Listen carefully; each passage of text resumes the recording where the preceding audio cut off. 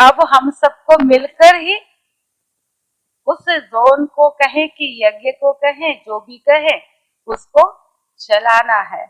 तो लवफुल भी रहते हैं सबके साथ, लेकिन साथ साथ जहाँ लॉ है, जो भी यज्ञ की मर्यादा, ये तो अपने जीवन की बातें आशा बहन ने बताई, उसमें भी हम लोग जो से आप लोग बाजार के पापड़ मालूम नहीं खाते कि नहीं खाते, या सिवैया बनी हुई, हम लोग तो वो भी नहीं लेते, बाजार का नहीं लेते ना, कुछ भी बाजार का बना हुआ, या हम लोग जिज्ञासुओं के घर का बना हुआ भी, चाहे वो नियम धारने वाले हैं, लेकिन उनके घर का बना हुआ चीज भी वो लेकर के आएंगे, हम नहीं।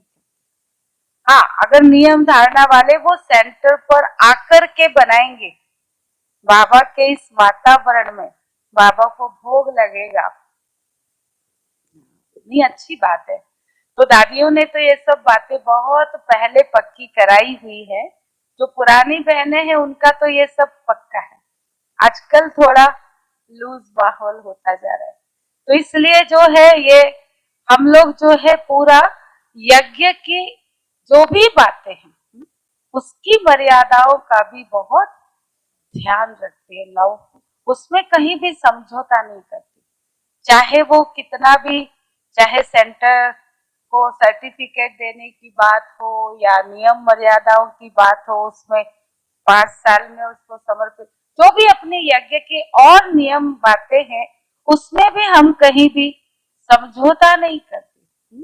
कितनी बातें आती है ना, अगर कोई पहले से ही बिना श्रीमत से बिना पूछे कर लेता है, मकान बनाना है जमीन, और हम लोग फिर उसको बोलते, ऐसे नहीं करते मेजॉरिटी, कभी कोई एक केस हो भी जाता है तो हम लोग बाकायदा उसमें उसको कोई गलती करता है तो उसको बैठ के समझाते हैं, और बड़ों के साथ यज्ञ के साथ मर्यादाओं पर चलने में उनका साथ देते हैं, बहनों का साथ जहां वो गलत है उनको ही सही करने के लिए प्रेरित करते हैं कि नहीं, वो सही रास्ता जो है विधि पूर्वक उसी पे चले, गलत रास्ते से कुछ भी हासिल करना वो ठीक नहीं है।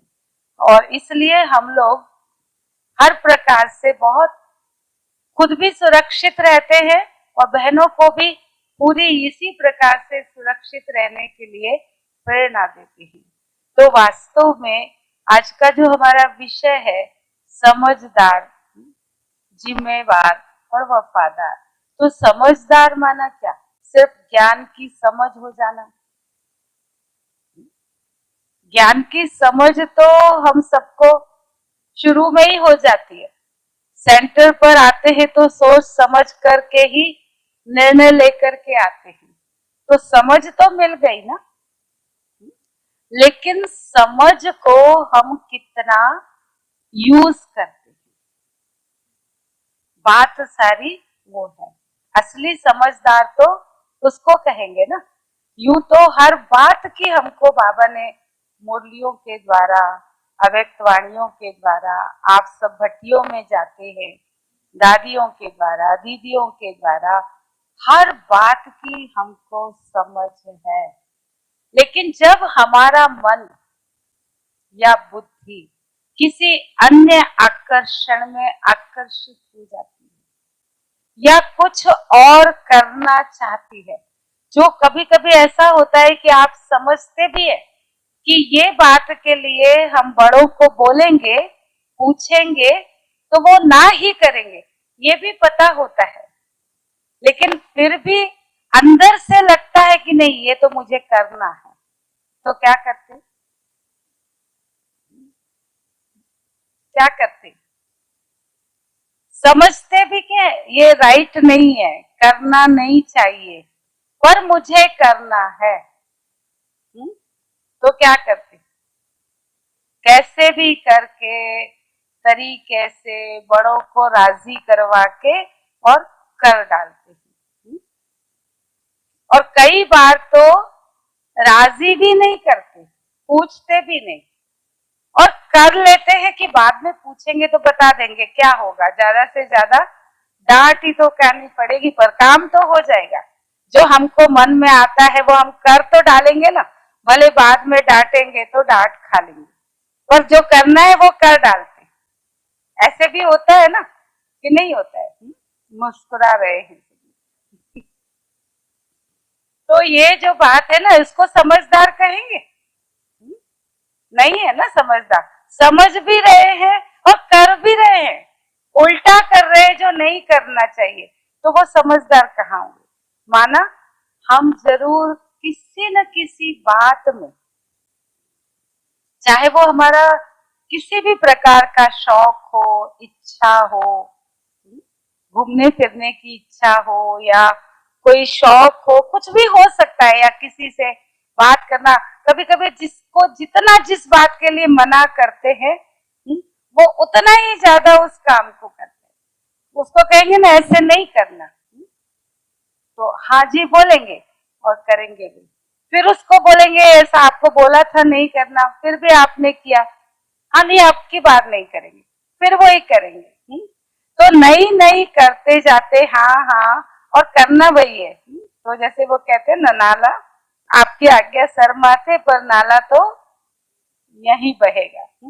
जैसा हमको अच्छा लगता है हम तो वही करेंगे, कहेंगे हाँ जी, बिल्कुल आपने जैसा बोला ना ऐसे ही करेंगे, और फिर जाकर के जो खुद को अच्छा लग रहा है, तो वो मनमत हुई, परमत हुई कि श्रीमत हुई? तो समझदार कौन? जो मनमत पर चलने वाला, परमत पर चलने वाला, या श्रीमत पर चलने वाला? तो श्रीमत सिर्फ समझ में आ जाना वो समझदार नहीं, लेकिन उसको हर कदम पर, हर सेकंड, हर संकल्प में,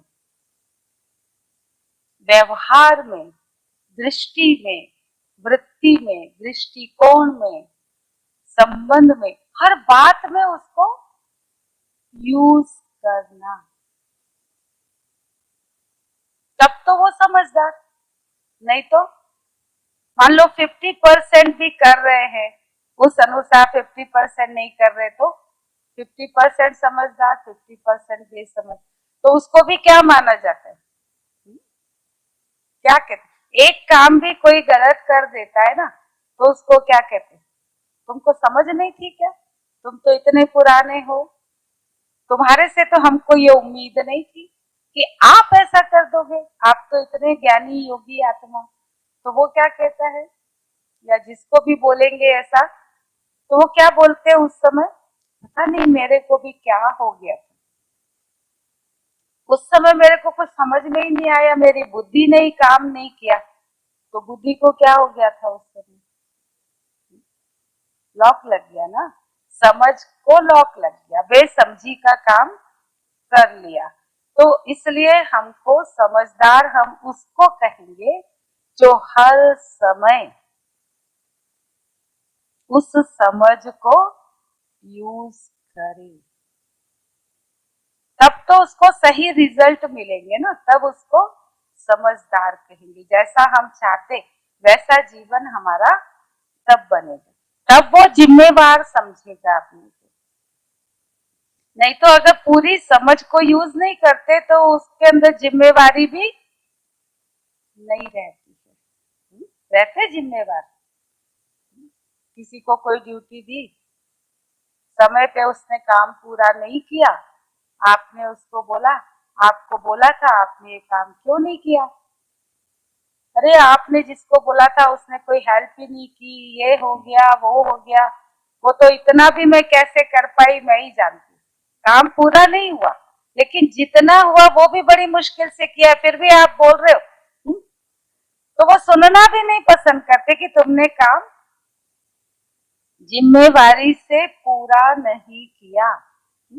ये सुनना भी नहीं, हमने तो किया ना जितना बन सकता था, अब उसने नहीं किया, दोष सारा किस पे डाल देंगे? किसी किसी पर, कोई ना कोई परिस्थिति बता देंगे। लेकिन असली जिम्मेवार हम किसको कहेंगे?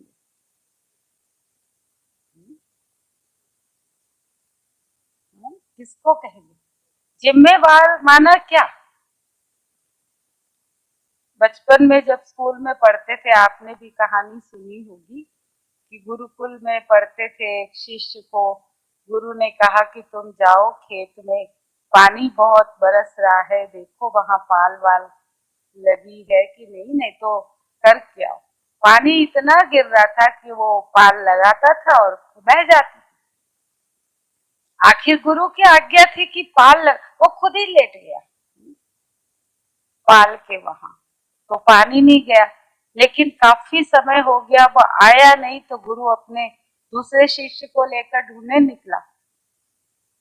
तो वो वहां पानी में पड़े पड़े बेहोशी की हालत में आ गया, पर वो उठा नहीं।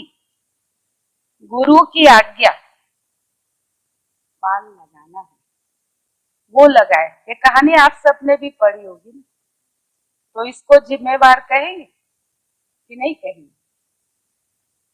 हाँ, कहेंगे कि नहीं? तो जिम्मेवार माना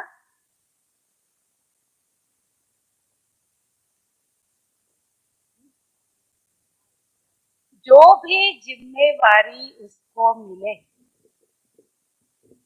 उसमें चाहे जो भी बातें आए,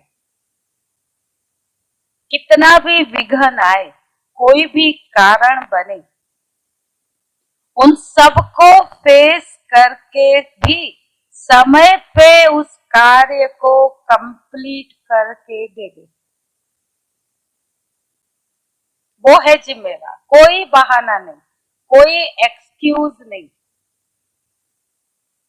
ये हो गया वो हो गया, कुछ नहीं, वो सब तो होना ही है, होगा ही, हर समय होता है। कोई भी काम आपको मिलेगा, उसमें कुछ न कुछ विघ्न बाधाएं आनी ही है।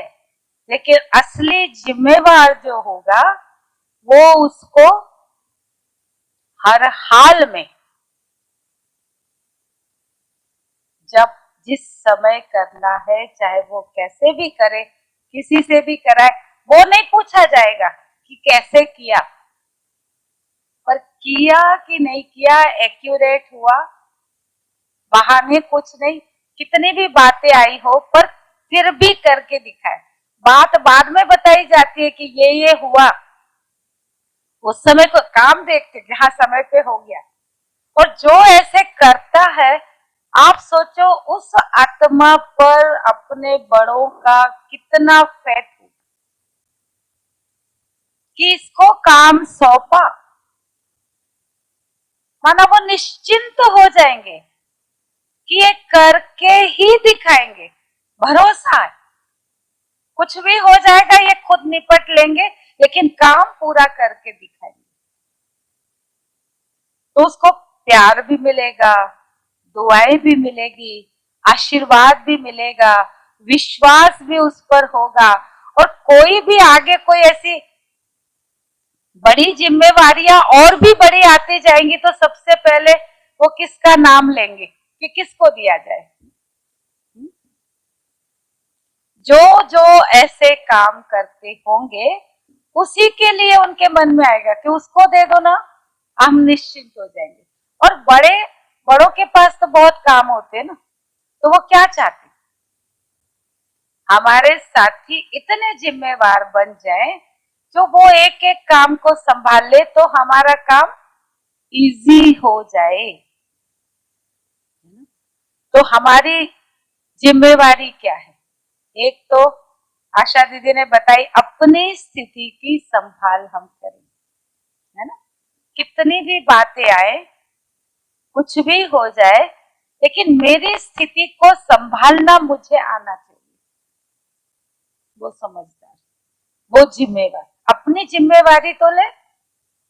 चलो दूसरे का नहीं कर सकते, अपनी जिम्मेवारी तो ले सकते ना, कि कुछ भी हो जाए, छोटी छोटी बातों में चेहरा उतर जाए, फीलिंग आ जाए, नेगेटिव थिंकिंग शुरू हो जाए, मूड ऑफ हो जाए, रूठ जाते, तो एक दूसरे से बात करना बंद कर देंगे, उनके सेंटर पर आना जाना छोड़ देंगे, व्यवहार खत्म कर देंगे, वो सब समझदार जिम्मेवार व्यक्ति करेगा। तो खुद की जिम्मेवारी कुछ भी हो जाए, जैसे कहा ना कि यज्ञ मेरी अपनी तो स्थिति ठीक रहे, पर मुझे अपनी स्थिति को ठीक क्यों रखना है? मैं सबके सामने आदर्श, जैसा कर्म मैं करूंगी मुझे देख के हर एक के पीछे बहुत लंबी लाइन है। आप अगर कुछ ऐसा करते हो तो आपके पीछे कितनी लाइन वो सीख जाएगी, तो कितनों के आप निमित्त बनेंगे। आप सोचते हैं कि मैंने ऐसा किया ना, मैंने थोड़ी किसी को कहा कि तुम मुझे फॉलो करो, और आपको कहने की जरूरत नहीं पड़ती, ऑटोमेटिक सिस्टम है, वो देख करके फॉलो करते जाओ। और अगर आप अच्छा करते हो वो भी देख के सीखते हैं, तो आपका जमा का खाता किसमें होगा? तो हमें अपने लिए, औरों के लिए, यज्ञ के लिए हमारी जिम्मेवारी है। ये अगर इतने सब को हम बिगाड़ देते हैं, वो उल्टे रास्ते पर हमको फॉलो करने लग जाए, तो हमने यज्ञ के लिए विघ्न पैदा किया।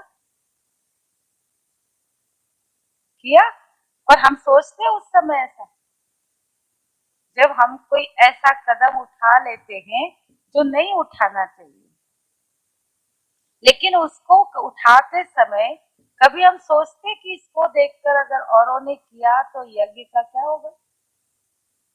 यज्ञ में हम समस्या खड़ी कर देंगे। तो हमको कभी भी समस्या नहीं बनना है, यज्ञ के लिए, खुद के लिए भी नहीं, औरों के लिए भी नहीं, और ना ही किसी समस्या से डरना है, डरना भी नहीं। अरे हमारे साथ कौन है? सर्वशक्तिवान हमारा है, वो भगवान हमारा है, जो भाग्य विधाता है, जिसके पास सारी शक्तियां है, वो मेरे साथ है, तो मुझे डरने की क्या? क्यों हम डरते समस्या से, विघ्नों से? कभी कभी हम डर के कारण जिम्मेवारी नहीं लेते,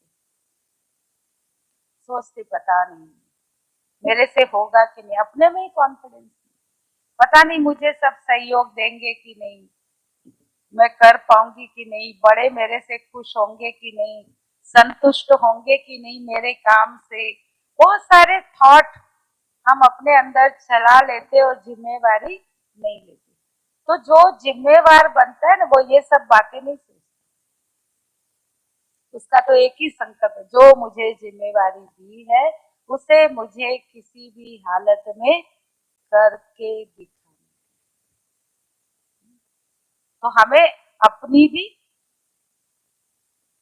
औरों की भी, यज्ञ की भी, बड़ों को भी निश्चिंत करने की, ये हमारी जिम्मेवारी है।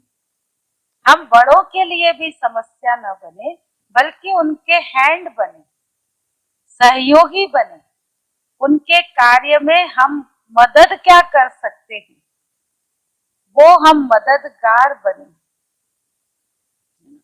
वो है जिम्मेवारी। चाहे उसके लिए मुझे कुछ भी करना पड़े, सहना पड़े, मरना पड़े, मिटना पड़े, झुकना पड़े। वो गीत है ना, पर हाँ, नहीं, वो बाबा ने मुरली में भी कहा था ना, दीपक की चमक में आग भी है। दुनिया ने कहा परवानों से, दीपक की चमक में आग भी है। परवानों ने कहा दीवाने तो जलकर देखे।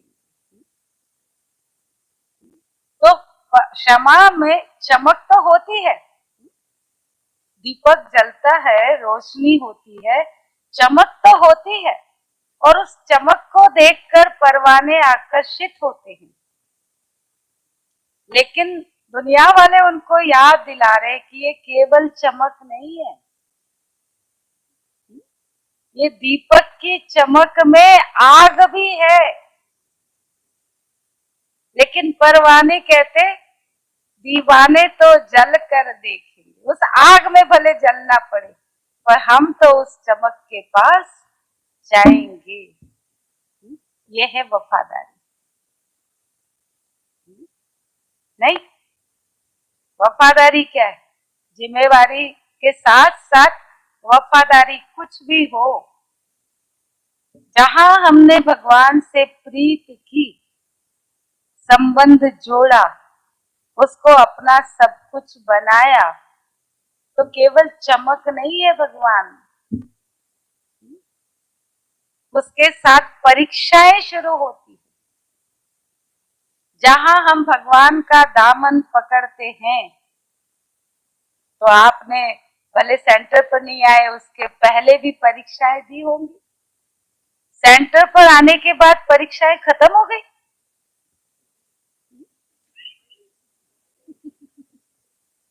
और ज्यादा परीक्षाएं देनी पड़ी।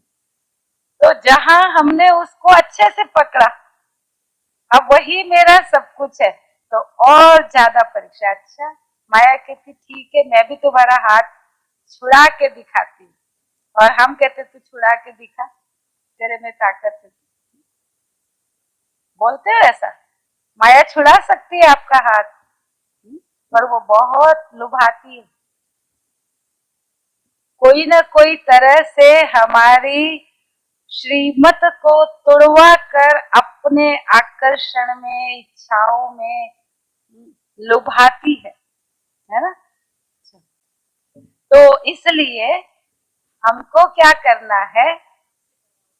नहीं नहीं, कोई बात नहीं, वो तो समझदार हैं सभी, इशारे में समझ गए ना एक ही बात में।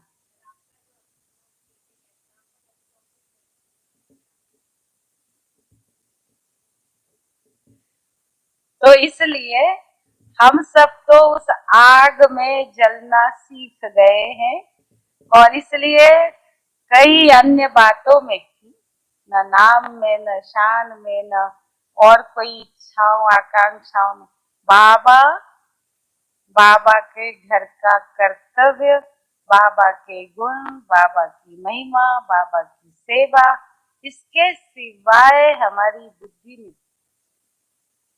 और कुछ भी नहीं। उसके लिए ही जीना है, मरना है, जो भी करना है, उसमें जो भी करना पड़े। तो वफादार माना जैसे एक वफादार पत्नी, पतिव्रता नारी, एक उसके सिवाय कहीं बुद्धि नहीं ले जाती। तुम्ही से खाऊं, तुम्ही से बैठूं, तुम्ही से सब, उसके सिवाय कहीं कोई बुद्धि, किसी भी आकर्षण में नहीं। चाहे कोई कितना भी कुछ भी यज्ञ में करे, कभी भी नहीं बुद्धि जाएगी। नहीं आशा, कभी नहीं, कुछ भी हो जाए। नहीं तो कई बार, मैं शब्द नहीं बोलना चाहती, कई लोग इतना प्रभाव में आ जाते हैं, प्रभावित हो जाते हैं, तो वो प्रभाव में आना भी वफादारी नहीं।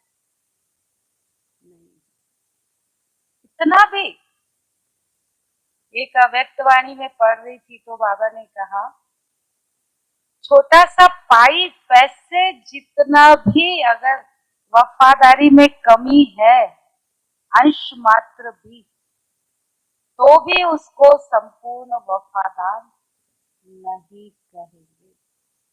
अगर स्त्री को पति दूसरे की तरफ देखते हुए भी देख लेता है तो वो पसंद नहीं करता। बाबा ने एक मुरली में कहा, अगर कोई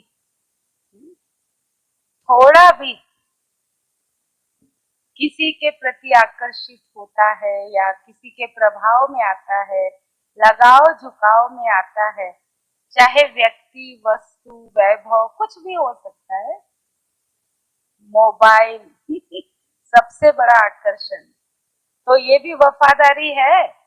उसको याद करने के बदले किससे बातें करते हैं, किसमें सब कुछ देखते, देखना तो उसको, सोचना तो उसकी बात, बोलना तो उसका सुनाया हुआ ज्ञान, कर्म करना तो उसकी श्रीमत अनुसार, संबंध निभाना तो उसके साथ। तो जब हमारी बुद्धि मोबाइल में लग जाती है या अन्य किसी व्यक्ति, वैभव, वस्तु, अन्य किसी शौक, इच्छाएं, आशाएं उसमें लग जाती है, तो वो वफादारी उसको वैसा ही यूज करे ना जितना आवश्यक। और ये भी आगे चलकर बंद ही होने वाला है। तब क्या करेंगे? संकल्प से।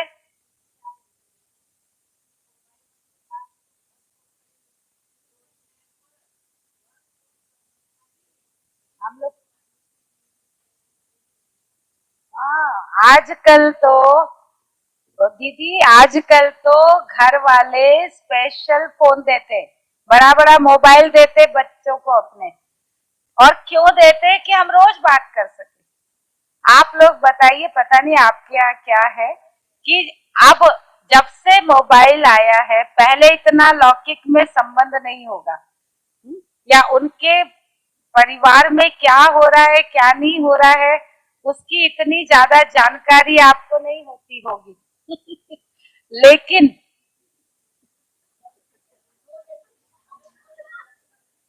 लेकिन अब आपकी सबसे ज्यादा बात कहाँ होती है? बल्कि रोज ही किसी किसी की बात होती होगी, उनकी हर समस्या, हर बात। एक माइक दो इन्हें। तो किसका बैठना है?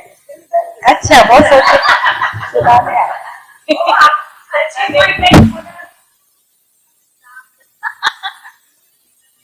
दीदी ने बोला, पूर्णिमा दीदी ने बोला कि मोबाइल है, तो ऐसे मैंने तो बोला मोबाइल, तो उन्होंने बोला कि मोबाइल से घर में बात करते रहते हैं। तो मैंने कहा इसका मतलब मरे नहीं है, समर्पित नहीं हुए, है ना? हुए समर्पित। अगर समर्पित होते तृप्ति बहन तो घर में बात करते। हमको तो याद ही नहीं है कि हमारे लौकिक से कभी बात हुई हो, लौकिक वालों ने कभी हमको फोन किया हो। कोई शरीर छोड़ा तो फोन किया होगा, वरना वो भी घर के अंदर, बाकी नियम नहीं है।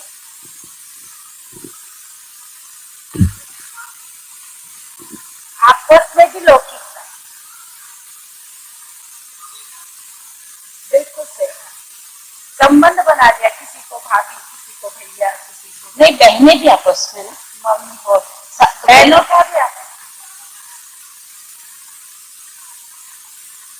तो वफादार कभी समय भी नहीं वेस्ट करेगा, और समय, संकल्प, शब्द, कर्म, संबंध कुछ भी इतना सा भी नुकसान अपना नहीं होने देगा, न खुद का न यज्ञ। समय हो रहा है।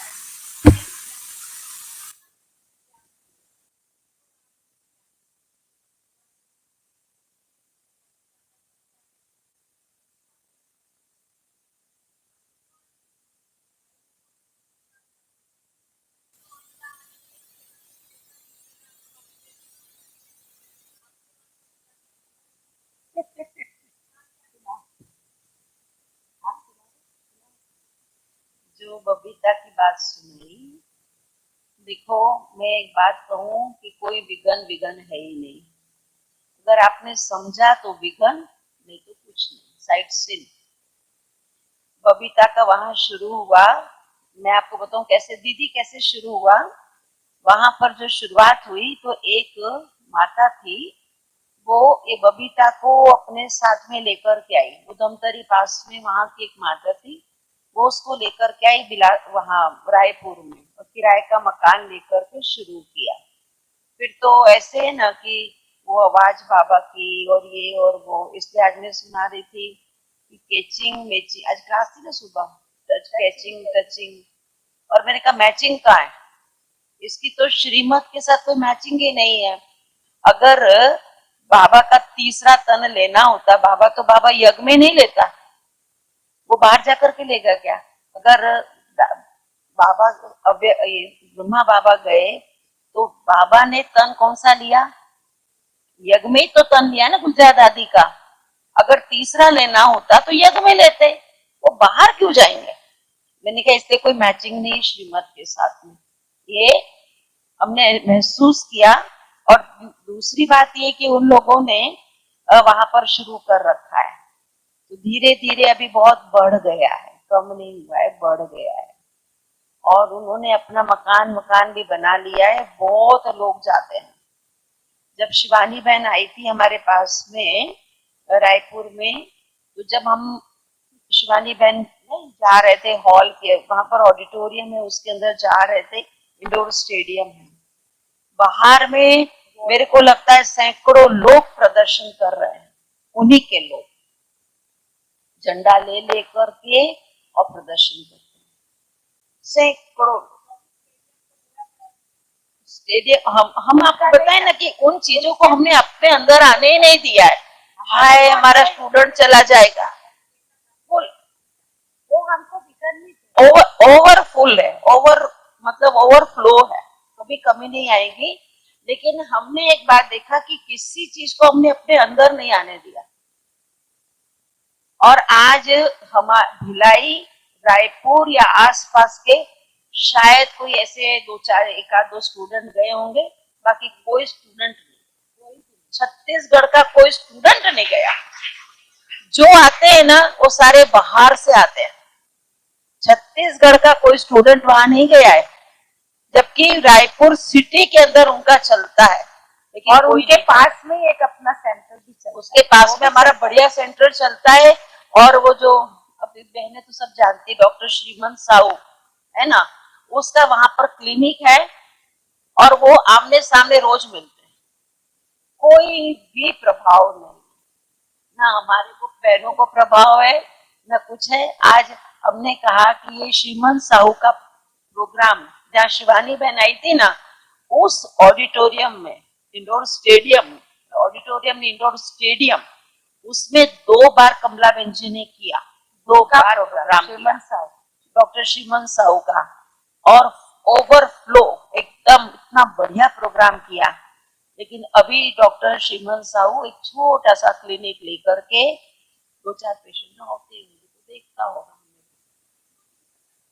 किसी की वैल्यू जो है ना। आज हम कहते हैं, हमको ये अभिमान आता है ना कि मैं ऐसी लायक ब्रह्मा कुमारी हूँ, लायक बहन हूँ, कुछ नहीं हम लायक। जो है ना, ये ड्रेस जो है ना जिसने दी है, उसने हमारे अंदर में हमारी वैल्यू उसने बढ़ाई, बाकी हमारी अपनी कोई वैल्यू जब तक यज्ञ में है। श्रीमंत की क्या वैल्यू है बताइए? वो रायपुर में है, कोई लेता है उसका? नहीं। तो हमने सब जगह प्रोग्राम रखे और ओवरफ्लो बड़ा प्रोग्राम किया। वहां जहां भी वो बैठा हुआ है वहां इतने प्रोग्राम किए। अभी वो स्वयं खुद वहां पर है, उसने 1-2 बार एक्सरसाइज कराने का शुरू भी किया, कराया भी, 2-4 लोग 15 लोग आए और ओम शांति। असल में ये जो है ना,